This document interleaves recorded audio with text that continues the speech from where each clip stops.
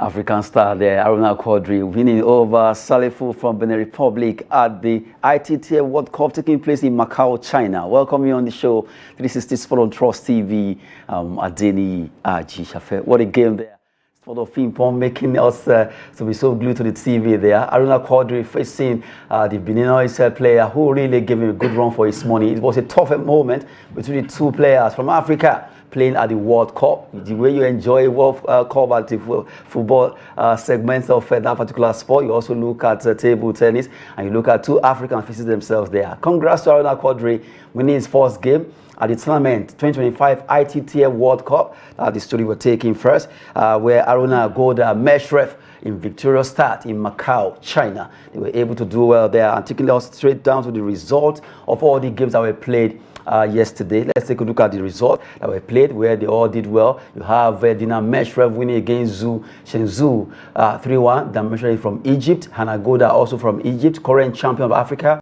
4-0, she won against Sik Hule. Aruna Quadri defeated Abdelkadir Salifo. The game we just watched there, 3-1, while Mohamed El Biali of Egypt lost his game against Huang Yunzhen. The match featured the tournament's first ever table tennis review. The way we have VAR in football, they also have table tennis review right now, and this is the first time that innovation will come to use, and it's actually happened between Mohamed El Biali and Huang Yunzhen, where Yunzhen won their game 4-0. Yilen Baptiste of Cameroon also play against An Jihun, and you have Merin Al Huadabi actually losing their Duhun Kem. Those are the games that happened, and really a tough one there, but Aruna Quadri actually triumphed winning that encounter there. Congrats to him. Hopefully, player Salifo really gave Aruna Quadri a good run there. What a tough game. It ended 3-1 in favor of our own Aruna Quadri there. Right? That's the first story we're looking at on the show, alongside, maybe I should add extra S to the suspects right now. We have two Peter. One is Peters,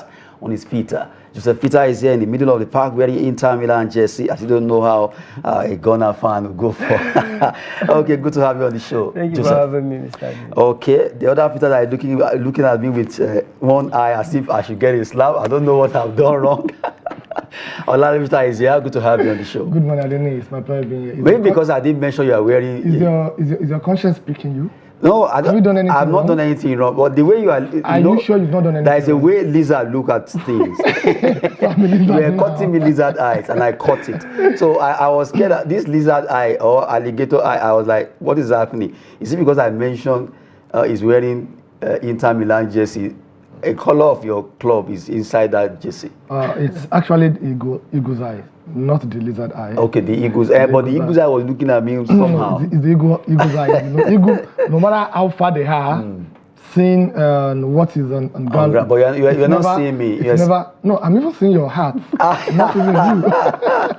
What a way to start the show there. Looking at what is happening in the world of sport right now. We look at table tennis there. Aruna Quadri just won that game. The second game they will continue to play at the World Cup, where the ITTF 2025 is taking place in Macau, China. We have at least how many Africans there? From Cameroon, 3 from Egypt, 1 from Nigeria. Also, the Nigerian lady couldn't make it. Fatima Bello should have debuted in this competition, but for visa issues, she could not make it to China. But right now, Aruna Quadri is still there competing for us at the Macau competition. That's the ITTF World Cup taking place in China, and you saw that game between Nigeria and Benin Republic. It is a must-win for me, because in a table tennis game, once you are down 2 sets, definitely it will take a miracle for you to really come back. Had it been Idro Aruna Quadri to make it 2-2, it will have been more pressure on Aruna Quadri going to the final round. So that's why you saw the way he was happy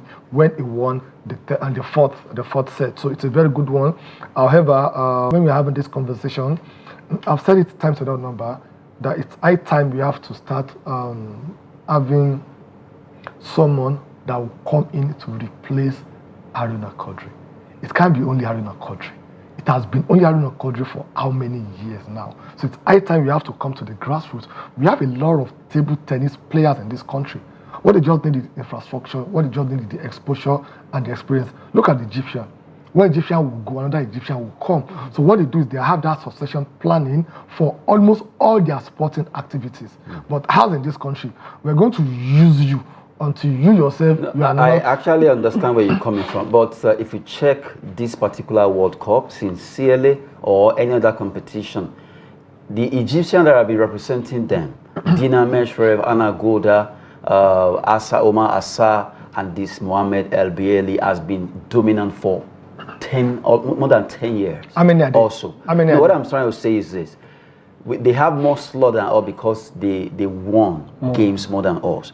And if we check, before Funke Oshonaike retired, she was part of it. Now we also have Olajide Omotayo, but he didn't qualify. We also have Taiwo Mati, he didn't qualify.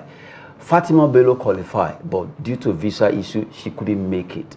So if we are looking at the World Cup, to qualify for the World Cup is not a child's play. These young ones, yes, they know how to play it. At times, they may not be able to qualify. So if we check the Egyptians too, the ones that qualify, in fact, Omar Assa is not here. He didn't qualify. So the ones that qualify means they really work for it. And if you check the Egyptians that are playing table tennis, if you list if you check African list, you see that they are like maybe 6 or 8 top. In the ranks. Top, yes. But the ones that qualify for the World Cup, they only have 4. Okay. So now, what I'm trying to say is, the fact that Aruna Quadri qualified for it doesn't mean... I've seen the list of Nigerian table tennis players. We have a lot of them. But at times, they don't get to qualify for most of these international competitions. The standard, the experience, and all that is still going against some of them. So, I don't know, it's like you are trying to defend the Athletics Federation. At the end of the day, you end the table tennis federation. At the end of the day, you ended up defending me, because what I'm trying to say, you have been trying to say the same thing for the past 5 minutes. Can I come? And each time you are trying to say one or two things, you are contradicting yourself. The issue is very simple. The issue is, if we have enough players that play the qualification, we have enough players that will represent Nigeria. If you give more awareness, if you give more attention to the table tennis, we have more people that will show interest. If we give just like 10% of the attention or the awareness we are giving to football, to this table tennis, that is what they do in Egypt. You mentioned yourself, if you look at the top 10 African rankings in table tennis, how many Egyptians will you find there? If you look at the number of Africans that qualify for this same World Cup, how many Egyptians do you have there? So the issue is very simple. It is always about Aruna Quadri, because it's either we like it or not. If Aruna Quadri did not qualify, Nigeria will not qualify. That is the truth. So what we are saying is, we should try as much as possible from the grassroots to try as much as possible to have qualified, experienced table tennis players that will be represented when it comes to the qualifying stages, so that when it goes to this World Cup, we will have only 1 or 2 players. And we are talking about having visa issue for Nigeria to go and play. I think we shouldn't even go into that discussion this time around. And we are giving that one as an excuse for the reason why we don't have enough candidates to participate. I didn't know you come on. You are doing very well in defending what you know. I have to clear something here. With all sincerity, it is not all the players that can qualify.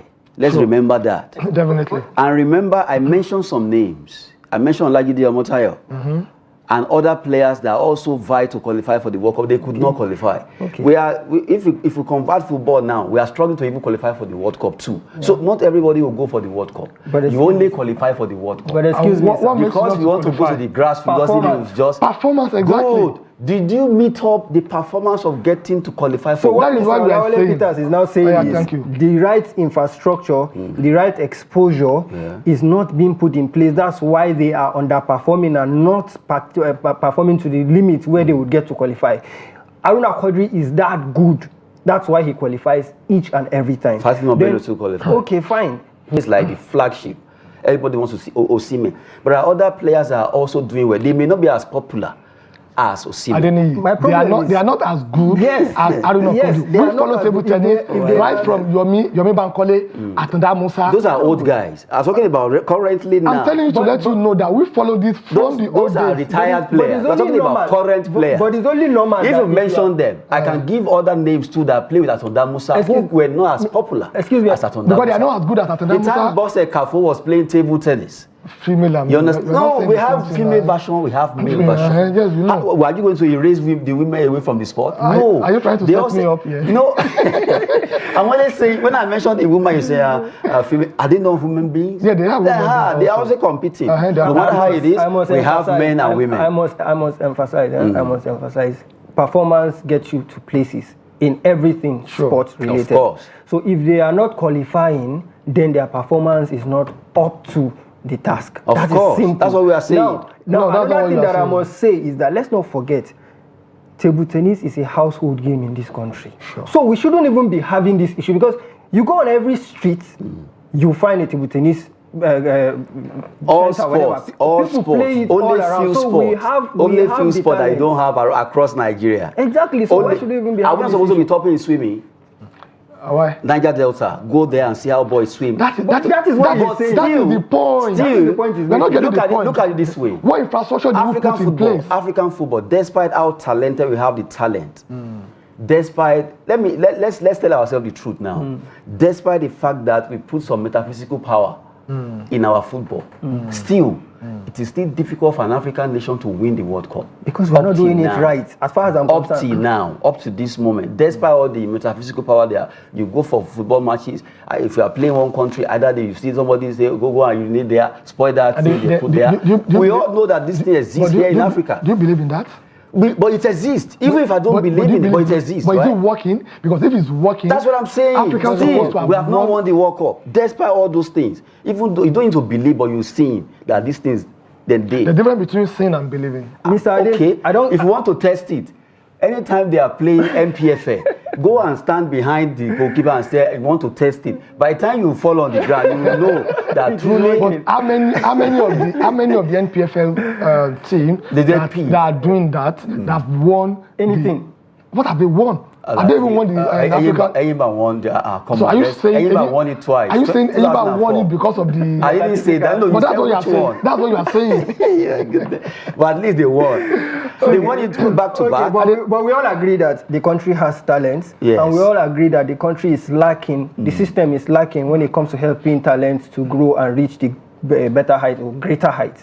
We all agree on that. Then let's end the conversation. As it is right now, both of you. But do you agree with him what he said? I agree. But you are arguing with you argue to agree, but the fact remains, no matter how it is, that you just have to make sure you are the best before you can go for this kind of tournament. Okay. Let's go on. Let's agree with me. No, I didn't agree, but let's move on. Anyway, just have to do some banter in the studio. Quickly, let's talk about football right now. When it comes to NPFL, we just saw that has been better, but it seems that gory situation is still coming back to our football, because right now as we speak, Nasarawa United is under fire for the fact that one of the players of Plateau United was attacked after they play their match in Lafayette Township Stadium against Plateau United. Player assault.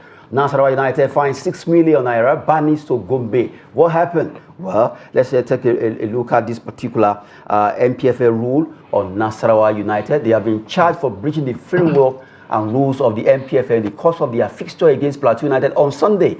The Lafayette-based club failed to provide adequate and effective security, resulting in authorized persons gaining access to restricted areas and harassing Plateau United and the match official. Nasarawa United are also in breach of NPFL 25 rules following disturbance from their supporters that resulted in the attack of the away team Plateau United. Nasarawa United also failed to ensure proper conduct of their supporters, resulting in the assault of the away team.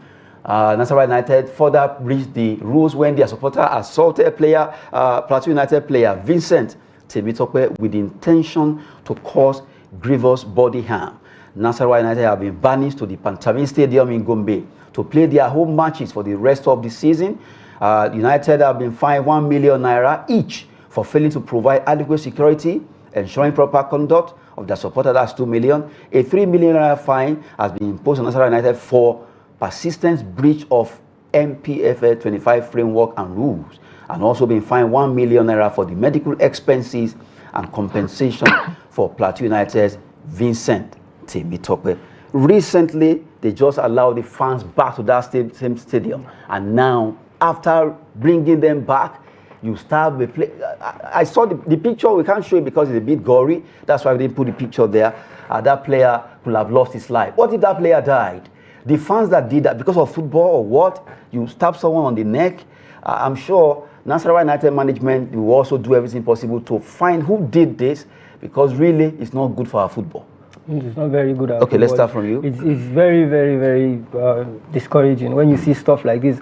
And you know, for a long time now, I've been calling on this, the security that is involved when it comes to Nigerian Football League, not just the MPFL, all down to the Nationwide League. If you see what happens, I have witnessed it firsthand, and I can tell you that it is very, very scary and very, very bad. Nationwide leagues. Let me not even go into that, Nasara. Let me just cite an example. Nationwide league competitions where an away team goes to play a match at a certain location and then security is not provided, then the home fans will be threatening you. You will hear them basically, practically threatening you. The referee will be warned. I wish Olalekan can go there. Are you saying I've not been there before? Let me tell you. I'm just trying to create some joke. Really, when you witness Nigerian football, you'll be like, seriously? This is still happening in 20th century. I've seen a situation where it happens everywhere. Yeah. I will tell you this. But our own is extreme. So I will tell you this. This has been happening for a very long time. Do you know ball runs away with the ball? I was in Ibadan when Shooting Star, as they were called then, played Zamalek of Egypt in Adamasingba Stadium. In fact, the match was supposed to be played in the evening. But because of the way the Egyptian, the Zamalek are, there's this belief that when it is in the afternoon, they won't see well. They won't see very well. So they put the match to be played around 1 p.m. hot afternoon. And if you enter the stadium, because I was at the stadium, they didn't tell me, I witnessed this in the 90s. So when you got there, the chant of, I don't want to say it on studio here, that they cannot see, it's in the afternoon, and they'll be looking, but the Egyptians still came and they defeated Shooting Star. So what am I saying? It's irrespective of this. What we need to do is what Joseph Peter said the other time. We need to provide adequate security. If you have adequate security, if you look at most of this Premier League, Champions League, you will discover that the number of the security guard that they have there and stewards, they are in thousands.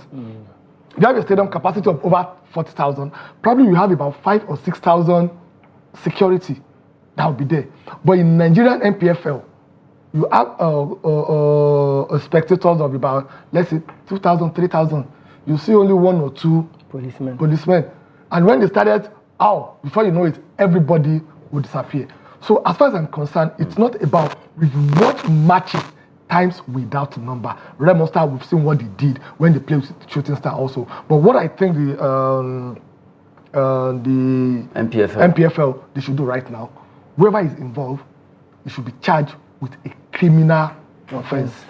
It is not about civil issue because it's an attempted murder. Yes. As far as I'm concerned. Imagine that player died. They have to make a statement, and we are talking about a stadium also. I'm not sure. Maybe there's even ambulance there that they have to take and rush. Maybe you have the medical aid because everybody will have to run for their lives. So providing adequate security is the reason why many Nigerians.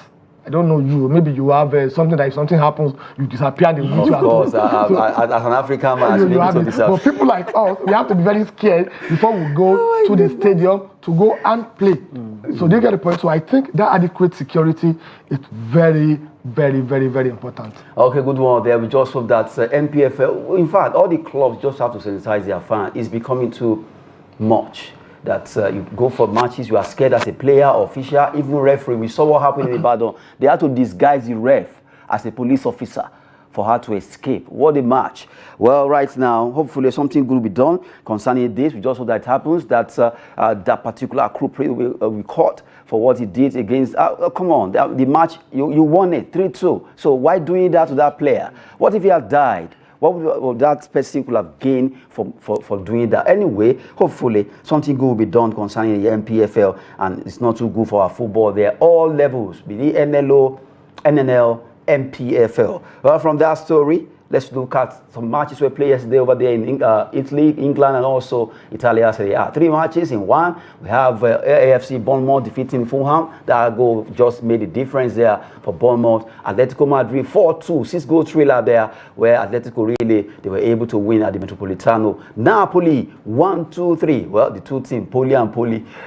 they play. Napoli versus Empoli. It ended 3-0. Well, the man that left Manchester United, how come all the Manchester United players that left are doing so well? McTominay is scoring a brace there. And you look at Aston Villa, Rashford is doing well. You go to Real Betis, Anthony is doing well. You think of the man that left Man United, Getafe, to Marcel, he's also doing well. What a way to go. Maybe they should recall all of them and see how they can do well. All right, now, Semenyo scoring that goal for Bournemouth there. And really, you have to give kudos to them for being able to hold their own against Fulham. Talking about all the matches that was played yesterday. Well, you also have these 4-2 Atletico, Solot, Alvarez, Julian, Simeon, and you have Alvarez also making the brace there, even though Sanchez and Silla tried to score back, at least 2 goals back there to make it 6-0. And then you have the Napoli versus Empoli. McTominay scoring in the 18th and 64th minute to make it to join Lukaku there, where they made it 3-0. And if you look at it right now, okay, let's just flip it to the table in the Premier League for Bournemouth, for Fulham. It's a big one there because the fact that Bournemouth were able to win, even though they maintained the 8th position on the log, having 48 points. Fulham are trailing them right now because of that win there. They have the same point, but on difference of goal difference. 12 as against 4 yesterday. A brief one. Yeah, the goal was scored at the first minute of the game, and the Fulham defense didn't start well. They lost concentration at the first minute. Is it because you have Nigerians there? You know, I'm a big fan of Calvin Bassey, and I would have preferred if they won. Because I suspect the way you are doing hand, and every Nigerian won't do what you why you don't enter. But really, if my analysis says the right thing, the game started immediately. It started.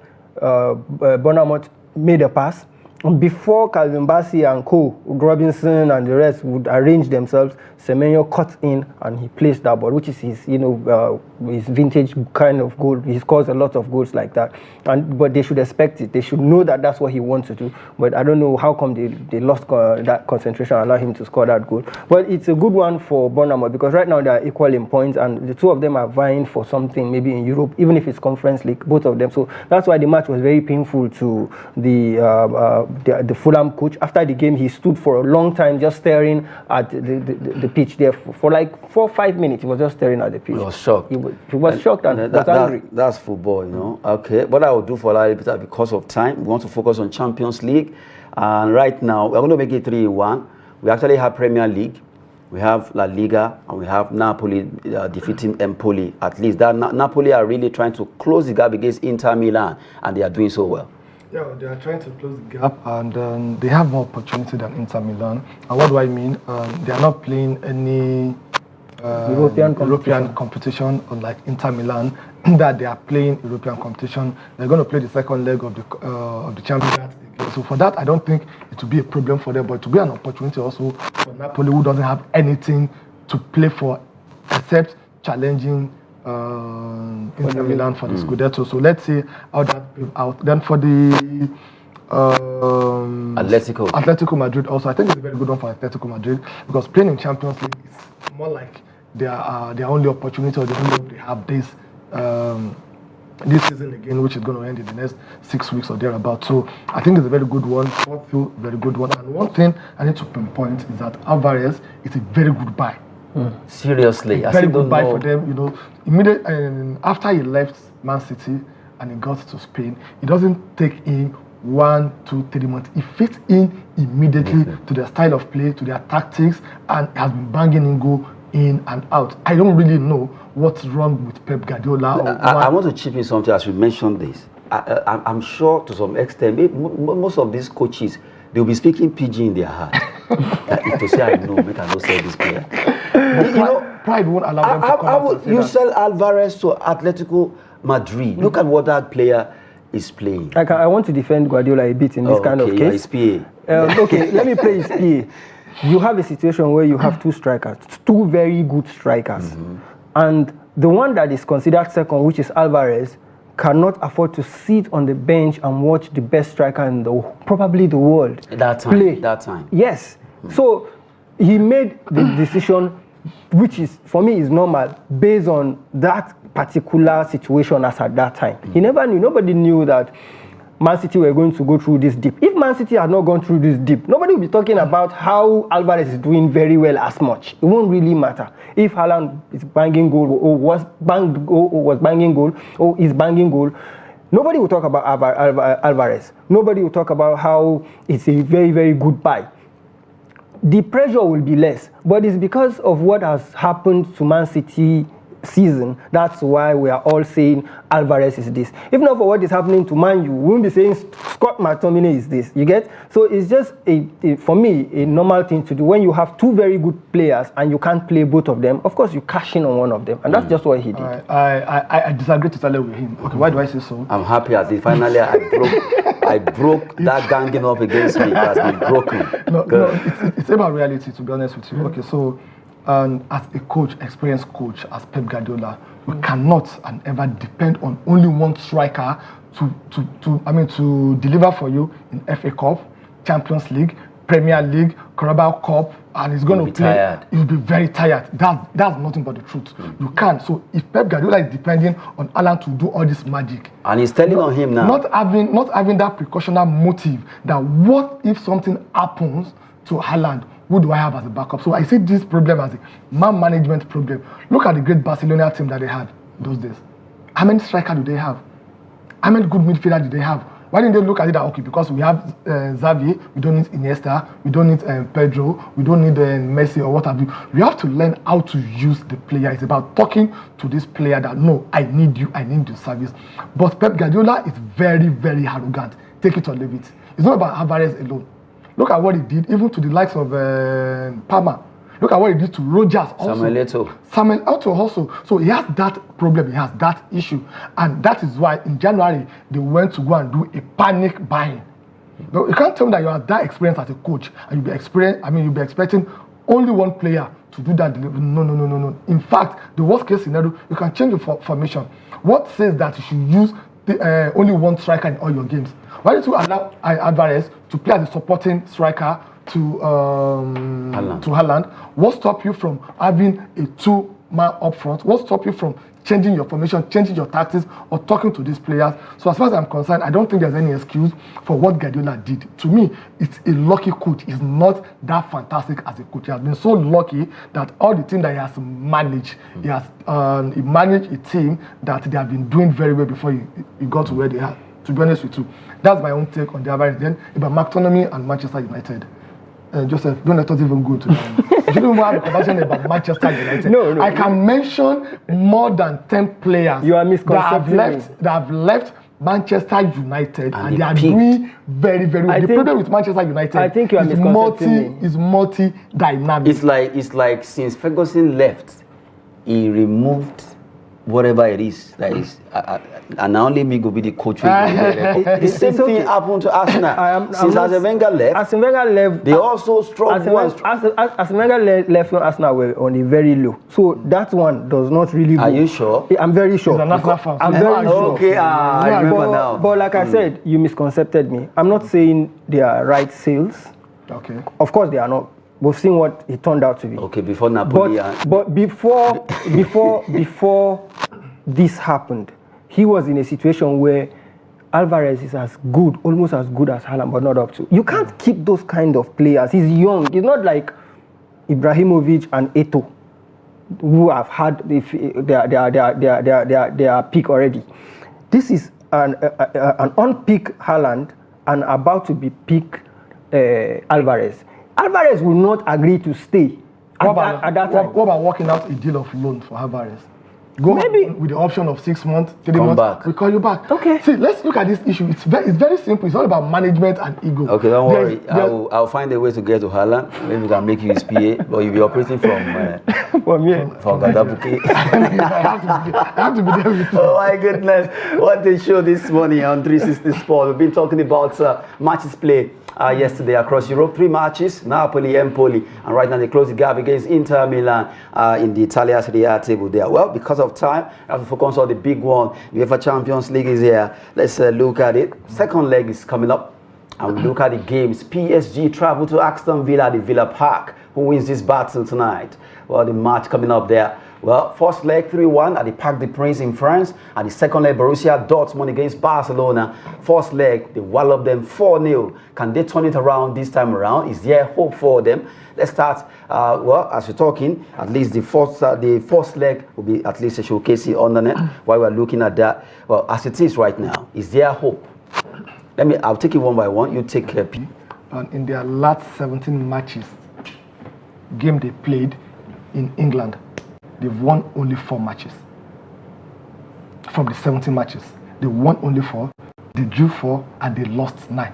So that means they don't have a good record when they are playing away from home against English team. In fact, before they won Liverpool, they've lost 4 consecutive matches against English team at England. Then if you look at the Aston Villa also, since 2022-2023 season, from the 11 matches they've played in Europe, they've lost only 1. And they lost in April last year during the Conference League to Olympiacos. So they've won 9 and they drew 10. So they have a very good record.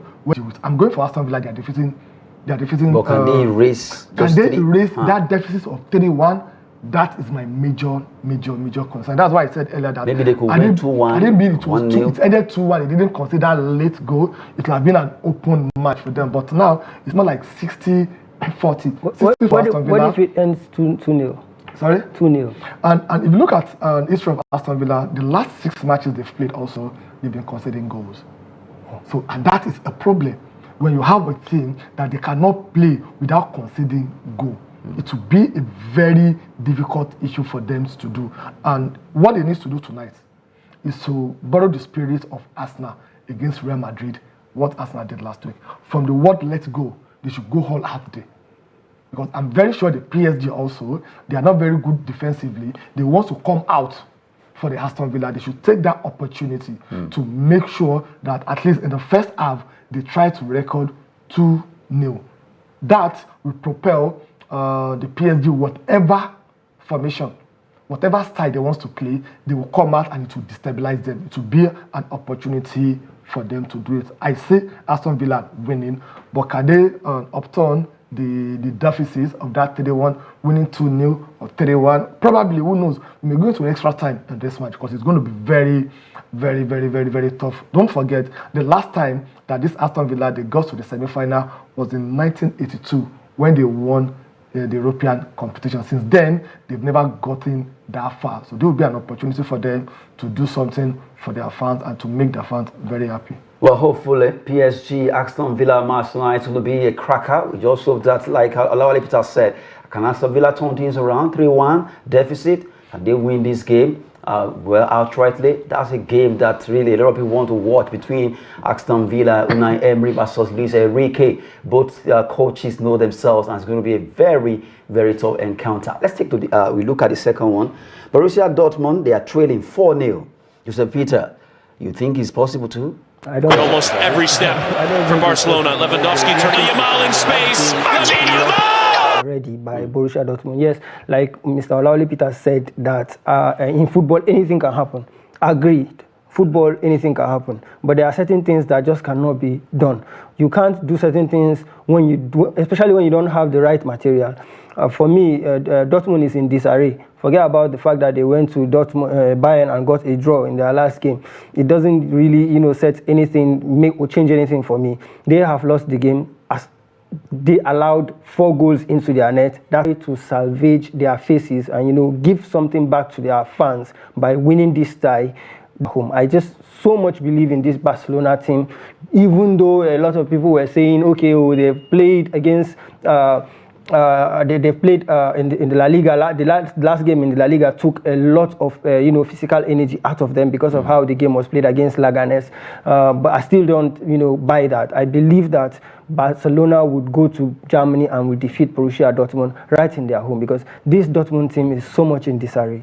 Well, being in disarray right now is a question to the players. Can they actually turn things around by not being in disarray and win that game against Barcelona? 4-0, they are traded them in the first leg. The second leg comes out tonight at the Signal Iduna Park over there in Germany. Borussia Dortmund at home against Barcelona. We've been talking to Olale Peters and Joseph Peter.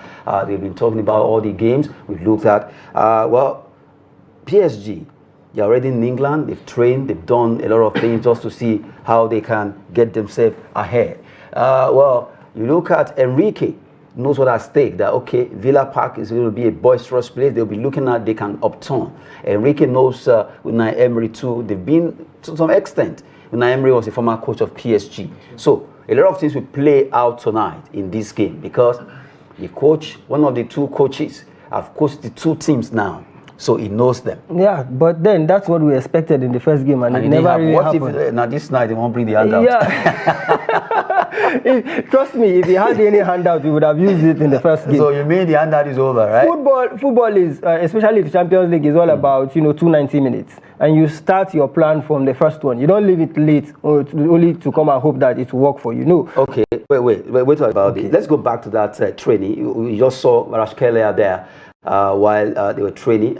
Really, this particular player has been a very good addition to PSG. And most of their games, the player always stand out. Kvaratskhelia has been a very good buy for PSG. Yeah, Kvaratskhelia has been very, very outstanding for the past 3 seasons. Yeah, ever since he came into limelight, he has been making wonders and giving numbers that nobody would have expected of a Georgian, for that matter. Nobody would have thought that we were going to have a player this good from that particular side of the world. Let me add another one. Mamardashvili is another player. That's another good. It happens maybe once in one country. You remember Udo Gudjohnsen from Iceland for Chelsea, outstanding player from that nation. It would be like Iceland of all countries. Udo Gudjohnsen was one of the best players for Jose Mourinho. So for Kvaratskhelia, I remember Osimhen talking about him that player is very, very good. You don't even need to, look at the words of Osimhen. Just watch the player. One half of football will tell you there is wizardry in his game. Because the way he dribbles past people, very, very simple. He makes it easy. He's not afraid when he's being marked by a lot of people, a lot of players all around him. He does what he wants to do. He scores goals. He provides goals. And then he is the right profile for PSG. Not up there superstar, but somewhere around and very good. And, kudos to Luis Enrique for what he has done to have turned that, football club around. Now they have players that actually believe in each other, that are working together as a unit, unlike before when they had superstars that are really not, making it happen for them. Okay, really. Another young player there, Due, is also doing it for PSG. A lot of crackers tonight. Okay, let's turn to a lot of tasks for that Barcelona Dortmund. Attention will be on the young star, Lamine Yamal. Attention will also be on Lewandowski, Rafinha, and a host of others. But Hansi Flick, being a German and also facing a German club, a lot will also come into the game tonight because he has been in Germany before. He knows what is happening in German league, and he has, maybe this time I might not be handouts, it might be key points. Let me go by the statement of Joseph Peter, and there's nothing interesting to watch between Borussia Dortmund and Barcelona tonight. Take it or leave it. And the game has been won at Nou Camp 4-0. There's nothing they can do. And we're talking about a team that they don't even have a good history against Barcelona. The two teams, they've met 6 times in European competition, and they've never defeated Barcelona before. They drew 2 and they lost 4. From these 4 that they lost 3 to Barcelona in their home. So that shows that the history is not there, the statistics is not there, the analysis is not there, even the current situation is not there for them to do. And like I said last week, when you asked me who would be my man of the match during the first leg, I told you Lewandowski, and you saw he was the man of the match. He scored 2 goals. So tonight also the same thing will happen. It's someone that understands the game. He understands the German team very well. Then he's a prolific striker, and that experience that is needed up front for Barcelona from the young boys is giving it to them. The goal sense is really there. See what he has done since he got to La Liga. Almost every step for Barcelona. Lewandowski. Not a match that anybody will be interested in. That what will happen? We already knew what will happen at the end of the day. no magic is happening today against Barcelona. Okay, let's wait and see. Maybe it's only Aston Villa that they are actually vouching for to turn things around. For Dortmund, a lot of people are reading them off. Can they turn and shock the world tonight? We wait to see. Although before we go, let's look at this particular clip of Barcelona fans. They are supporting, really trying to support Arsenal, that they will defeat Real Madrid. Of course, you know the arch rivalry between the two clubs, Real and Barcelona. Right now, let's have that clip, Barcelona fans, where they actually singing, mentioning Declan Rice's name there. What a moment, talking about that particular moment there. Barcelona fans, let's have it, the clip of them. Okay, anyway, if you can, let's just move the time. Okay, this is it. Okay, as it is, you see them mentioning Declan Rice. Barcelona fans are supporting. To see the Barcelona fan doing that, I'm not surprised. And if you go by the word of Abraham Lincoln, who says that a friend is one who is an enemy to a friend. So we all know that Barcelona and Real Madrid, they are enemies. Take it or leave it. So they will not be a friend to Arsenal. They said they are bringing 100,000, if it's possible, 10,000 fans to come to the stadium to support Arsenal. I see. I don't think that will be possible. The 78,297 capacity of Santiago Bernabeu today will be filled by 90% of Real Madrid fans. Take it or leave it. They will never allow that to happen. That's number one. Number two, even their own El Clasico, how many supporters of Barcelona were given tickets to go and watch the El Clasico? Talk less of, if they take 10,000, how many tickets are you now giving to Arsenal themselves? Yeah, you know, Arsenal, Arsenal fans and Barcelona fans now, they are friends because of this. I will see what will happen. They are friends now. Because I'm seeing how I really wish Barcelona will face Arsenal. No, they are likely to face Arsenal. So in the final, we now get see to the final. The fight. But you know the last time Arsenal defeated Madrid, they faced Barcelona in the final. So maybe we'll have a repeat. And now I'm just looking at those fans that say Declan Rice. They what would they do? know where Declan Rice are. I don't know. You should know that this popular saying of my enemy's enemy is my friend. My enemies. My friend's enemy is my. So that is what is going on now. Anything that Real Madrid is playing is a friend to Barcelona. Not because they are friends, but because Barcelona and Real Madrid, they are enemies. Okay, as it is right now, yes, they are enemies, and in the studio, I have two enemies, and I need to find a way to, cancel the enemy, which I was able to do. I've been able to do that. At least I broke the enmity between the friendship. I broke it. We are both West Londoners. We are not fighting. Which West London? No, we are from London. Which West London? We are from London. London Chelsea and Arsenal. London for we are all London club. We are all London club. London of Guanipa, London of Fegadaga. It's all London. It's not London. Same London. Peters and Peter. Thank you for coming on the show. Thanks for having me. It's a pleasure being here. Anyway, it's been a wonderful one here. 360 Sport on Trust TV. From the entire crew, I'm Adeniyi Ajishafe for the business and fitness. Thanks for